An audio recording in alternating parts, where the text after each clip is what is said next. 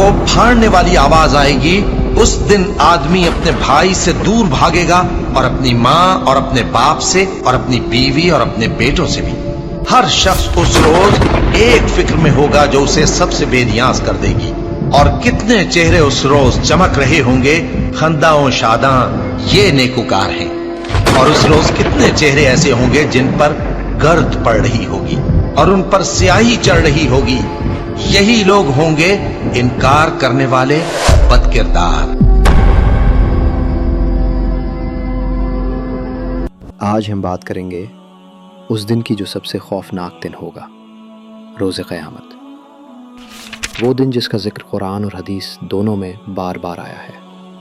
वो दिन जब इंसानियत का सबसे बड़ा इम्तहान होगा।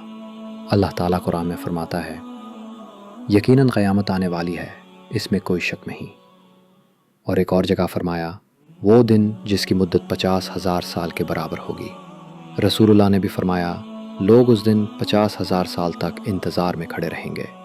सोचो ज़रा, वो दिन कितना सख्त और खौफनाक होगा। क़यामत के दिन सूरज लोगों के बिल्कुल करीब आ जाएगा। लोग पसीने में डूब रहे होंगे, कोई घुटनों तक, कोई कमर तक, और कोई अपने पसीने में घुटकर डूब जाएगा। उस वक्त अल्लाह हर शख्स से सवाल करेगा। बंदे के कदम क़यामत के दिन हिलेंगे नहीं जब तक उसे 5 चीज़ों का सवाल न हो जाए। उम्र कहाँ गुजारी, जवानी किस काम में खर्च की, माल कहाँ से कमाया और कहाँ लगाया, और इल्म पर अमल किया या नहीं। सबसे पहला सवाल नमाज का होगा। क़यामत के दिन सबसे पहले नमाज का हिसाब होगा।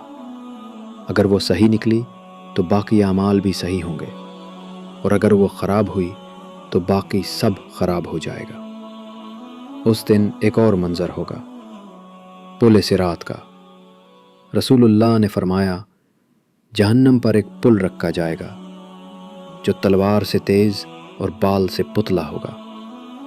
मोमिन उस पर से गुजरेंगे, कोई बिजली की तरह, कोई हवा की तरह, और कोई रेंगते हुए। कुछ लोग गिरकर जहन्नम में चले जाएंगे और कुछ बचा लिए जाएंगे। फिर आएगा मीज़ान का मंज़र।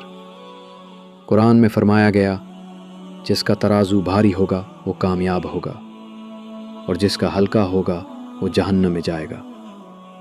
मगर एक उम्मीद भी है, शफ़ाअत। रसूल अल्लाह ने फरमाया, क़यामत के दिन लोग सब अम्बिया के पास जाएंगे कि कोई शफ़ाअत करे।